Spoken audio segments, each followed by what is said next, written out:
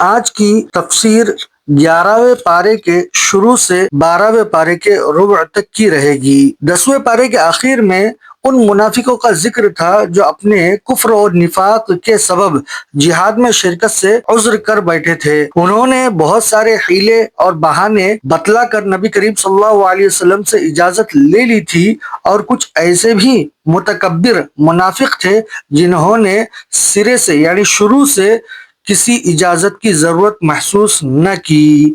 چنانچہ یعتذرون الیکم سے ان منافقوں کا بیان بتلایا گیا ہے جنہوں نے حضور اکرم صلی اللہ علیہ وسلم کی جہاد سے واپسی پر آپ صلی اللہ علیہ وسلم کی خدمت میں حاضری دی اور عدم شرکت جہاد کے جھوٹے عذر بیان کیے۔ حضور صلی اللہ علیہ وسلم کو اس صورتحال سے اللہ تبارک و تعالیٰ نے وحی کے ذریعے سے باخبر کرایا تھا اور فرمایا کہ آپ ان سے فرما دیجئے کہ فضول اور جھوٹے عذر یعنی بیکار باتیں نہ بتلاؤ، ہم تمہیں سچا نہ سمجھیں گے۔ اللہ تعالیٰ آگے ارشاد فرماتے ہیں کہ بعض لوگ ایسے ہیں کہ زکوٰۃ کو اپنے اوپر بوجھ سمجھتے ہیں۔ حضور اکرم صلی اللہ علیہ وسلم کے حق میں زمانے کے گردشوں کا انتظار کر رہے تھے۔ حضور کے حق میں زمانے کے گردشوں کا انتظار کر رہے ہیں کہ موقع ملتے ہی منحرف ہو جائیں گے یعنی بدل جائیں گے، اور ایسے لوگوں کا چکر خود انہی پر مسلط ہے اور وہ سب کچھ جاننے والا اور سننے والا ہے۔ منافقین کے ذکر کے بعد مؤمنین کا بیان ہے کہ وہ مہاجر اور انصار جنہوں نے سب سے پہلے دعوت اسلام قبول کی اور وہ نیک لوگ جو ان کے پیچھے آئے، اللہ ان سب سے راضی ہوا اور ان کے لیے جنت کی بشارت ہے۔ اس کے بعد مسجد ضرار کا ذکر ہے جسے منافقوں نے مسلمانوں میں نفاق پیدا کرنے کے لیے تعمیر کیا تھا۔ اللہ تعالیٰ نے اس کی مذمت فرمائی اور وہ مسمار کر دی گئی یعنی وہ ڈھا دی گئی۔ اس کے بعد وہ 3 صحابہ کا ذکر ہے جنہوں نے جہاد میں شرکت نہیں کی تھی، ان کا بائیکاٹ کیا گیا تھا۔ 50 دن کے بعد اللہ تبارک و تعالیٰ نے ان کی توبہ قبول فرما کر معاف کر دیا۔ اب وہ کون تھے؟ وہ 3 صحابہ تھے، کعب بن مالک، مرارہ بن ربیع اور ہلال بن امیہ۔ اس کے بعد سورہ یونس کا آغاز شروع ہوتا ہے۔ اس سورہ میں اسلام کی 3 اہم باتیں یعنی توحید، رسالت اور آخرت کی طرف بتلایا گیا اور اس بات کی طرف توجہ دلائی گئی کہ اس کے ساتھ کبھی عبرت انگیز تاریخی واقعات اور قصے کا ذکر کر کے ان مضامین توحید و رسالت اور آخرت کو ذہن نشین کرایا گیا ہے۔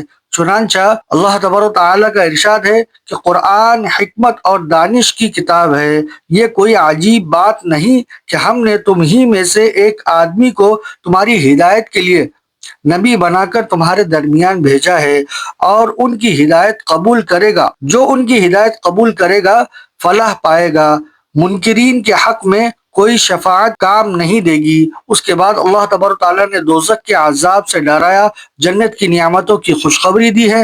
ناشکر لوگوں کا ذکر کرتے ہوئے ارشاد فرمایا، جب ان پر کوئی مصیبت آتی ہے تو پھر وہ ہر وقت اللہ کے حضور گڑ گڑاتے ہیں، مگر جب اللہ تعالیٰ ان کی مصیبتوں کو دور کر دیتے ہیں تو ان پر فضل فرماتے ہیں، پھر یہی لوگ ایسے ناشکرے ہو جاتے ہیں گویا ان پر کوئی برا وقت پڑا ہی نہیں۔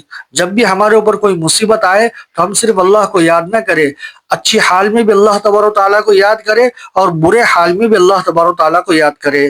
کل ملا کر یہ ہے کہ ہر وقت اللہ کو ہم یاد کرتے رہے۔ آخر صورت میں بتلایا گیا ہے کہ اے نبی، آپ لوگوں سے کہہ دیجئے تمہارے پاس رب کی طرف سے حق آ چکا ہے، اب جو سیدھی راہ اختیار کرے گا اس کی راست روئی اس کے لیے فلاح کا باعث ہوگی، یعنی جو سیدھی راہ پر چلے گا تو اللہ تبارک و تعالیٰ اس کے رہبری کی جائے گی، وہ راستہ فلاح کا باعث ہوگا، اور جو گمراہ رہیں گے ان کے لیے گمراہی وہ تباہی کا سبب بنے گی۔ صبر کیجئے یہاں تک اللہ فیصلہ کر دے، اللہ ہی بہترین فیصلہ کرنے والا ہے۔ اس کے بعد سورہ ہود شروع ہوتی ہے۔ اس سورہ میں پچھلی قوموں پر نازل ہونے والے قہر و غضب و عذاب، مختلف قسم کے عذابوں اور پھر قیامت کے ہولناک واقعات اور وہ جزا اور سزا کا ذکر خاص انداز میں آیا ہے۔ آغاز میں بتلایا ہے کہ قرآن کی جو آیتیں ہیں وہ محکم اور صاف صاف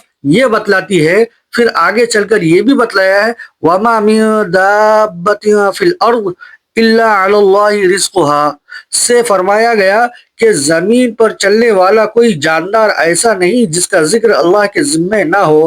پھر کائنات کو پیدا کرنے کی حقیقت بیان کی گئی۔